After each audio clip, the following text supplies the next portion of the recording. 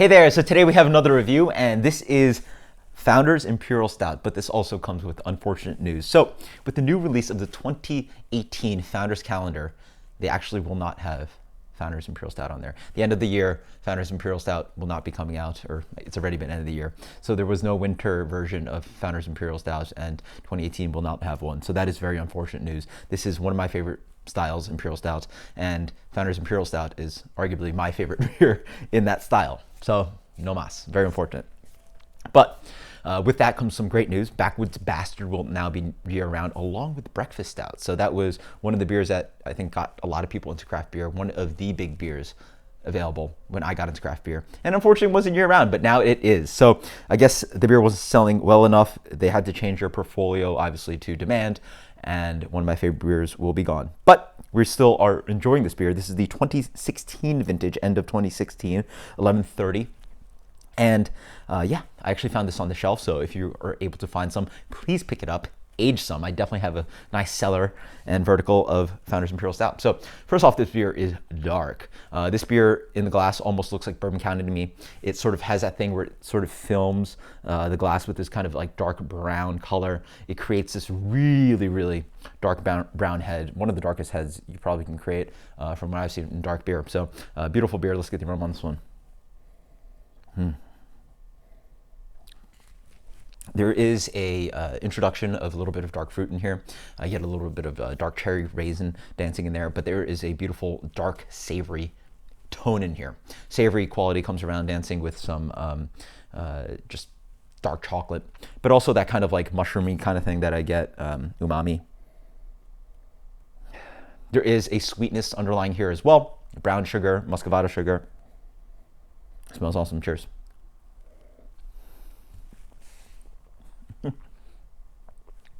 So, this beer is sweet and thick.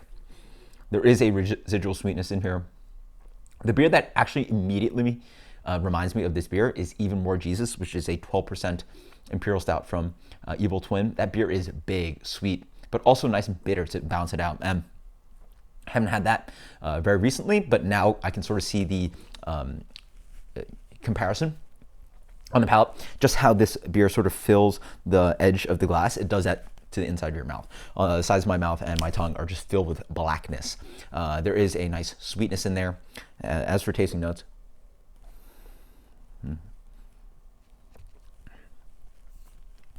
rich sweetness drives in as well. There's a hint of brown sugar coming in here, a little bit of that kind of caramelly sauce kind of thing. There is some dark chocolate attacking through, maybe a little bit of coffee roast. As you wait more, this beer turns into something that almost seems like there was smoked malt involved in here. I don't imagine there was smoking involved, but there is that acrid, almost intense kind of roastiness that maybe some brewers are trying to avoid, but I like it. I like that this beer evolves from something that's a little bit more sweet, a little bit dark fruity from the yeast, and then pushing onto something that has an attack of just like cutting. It is a leaning towards a grow your chest hair kind of beer, in the sense that it shows you that there is a roast in here. It is not just dark chocolate. It is not just coffee. It is burning. There's something burnt in here that sort of hits on the palate, which is very nice.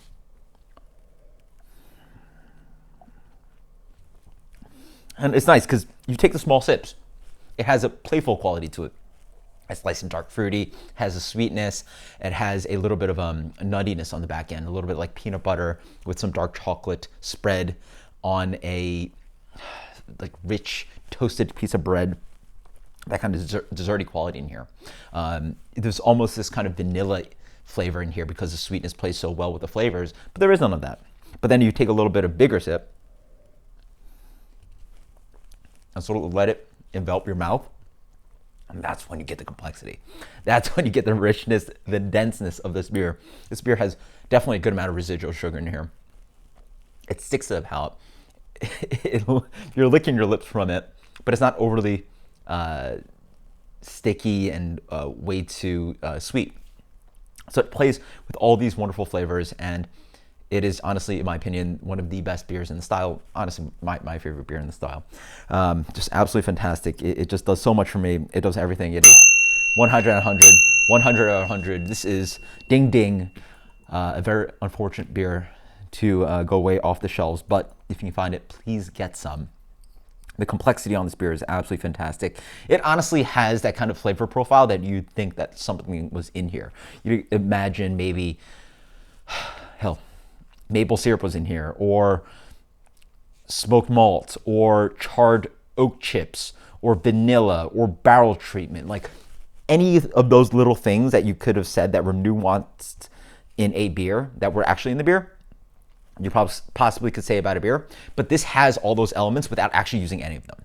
So it arguably is such a complex Imperial Stout that has those notes that if you tasted it blind, you'd be like, oh, maybe this could be a beer that has charred oak chips, or had smoked malt in it, or had some other flavor profiles or something else added to it. But this is a simple, complex, probably, gray malt bill Imperial Stout, but absolutely fantastic, and I will definitely enjoy the verticals in my cellar, and I can't wait to try more of it, because I will try to buy as much as I can. So please buy as much as you can, and also in the comments below, post what you will be replacing your Founders Imperial Desire with. There are beers like Bell's Expedition, Oscar Booze 1050, North Coast Old Rasputin. There's some great beers out there, so definitely get your hands on some. These is an incredible style, and until next time, guys, cheers. Later.